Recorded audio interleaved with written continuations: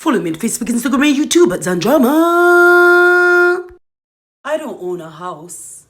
I've been too busy maintaining a home with whatever roof God placed over my head. I don't have a huge savings in my account.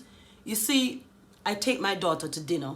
I pay for private lessons and experiences she'll cherish for a lifetime because I believe that life is for living, and living should be at the fine style that you can afford. I don't put towards a life insurance policy because my policy is this: everybody once dead usually gets buried.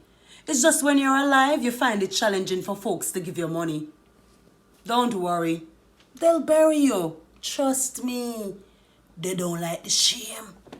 Then we bury you. I own a college diploma, not a degree, but I am still able to articulate my greatness to the highest degree in the same spaces with those who have achieved even a doctorate and still make an excellent impact. On the scale of brilliance, I wear my giftedness like a spark that lights up dull spaces because I have linguistic intelligence to fashion words like clothes. I can speak doubt into faith.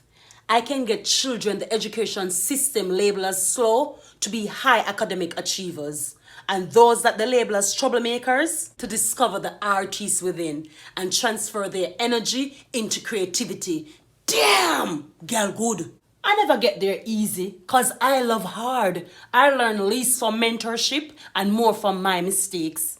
And I also learn at my own pace, and I will break out in rebellion if you compel me to grow at your pace. I'm fabulous. I'm unique, living my boldness with liberty. I treasure my peace above all things. For many with wealth, accreditation, a good credit score, those with gold spoon in their mouths, who boast their accomplishments in public spaces, they would trade the misery under their mask for my peace. Be grateful for your life and celebrate the little things.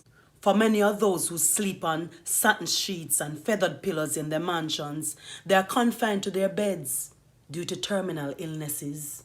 Many save every red cent, laboring for years to build a house they never live to enjoy because they deteriorated their bodies with hard labor. Many live in their houses and they don't even speak to their spouses.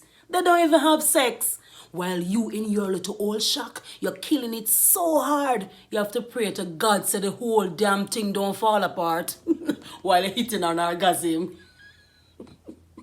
Be thankful for anywhere you are in life right now. For many share their successes, but they hide the failures and the insecurities. So you must never ever measure your growth with somebody else's scale. Just be confident being your broke ass self who can barely pay the rent and you don't want to answer the phone because you hold too much damn people. But hey, you're alive! Follow me at Facebook, Instagram, and YouTube at Zandrama!